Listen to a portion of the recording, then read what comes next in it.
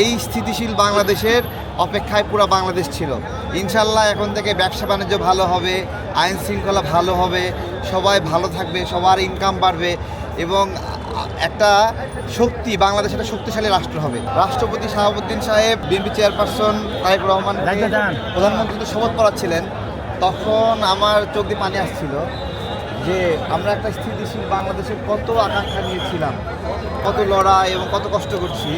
এবং এটা একটা সম্প্রীতির জায়গা ছিল যে শেখ হাসিনার সময়ে নিয়োগ পাওয়া রাষ্ট্রপতি তাকে জাতীয়তাবাদী দল অনেক সম্মান সাথে গ্রহণ করেছে এবং এটা খুবই তৃপ্তির। এটা হলো নিরাপত্তার একটা স্থিতিশীলতার একটা সাইন।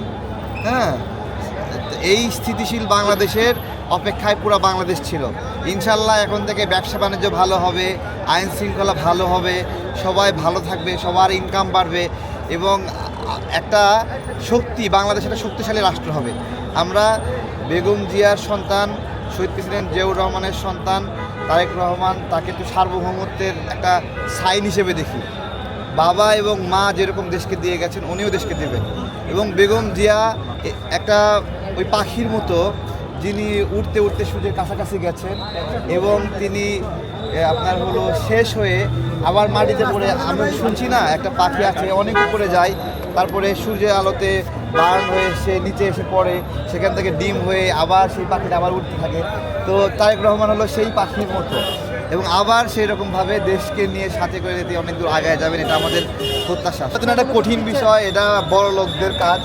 আমরা ছাপোষা মানুষ, অল্প স্বল্প ছোটো ছোটো কাজ করে নিজেরা খাই, রাজনৈতিক কার্যক্রম করি, অ্যাক্টিভিজম করি, কিন্তু নির্বাচন করার জন্য যে শক্তি, সামর্থ্য, মানসিক শক্তি দরকার অথবা গ্রহণযোগ্যতা দরকার, আমার অতটা গ্রহণযোগ্যতাও নাই। আমাকে প্রচুর মানুষ অপছন্দও করে, সে জায়গা থেকে ভোট পাওয়ার জন্য আরও ভালো মানুষ দরকার আমার চেয়ে।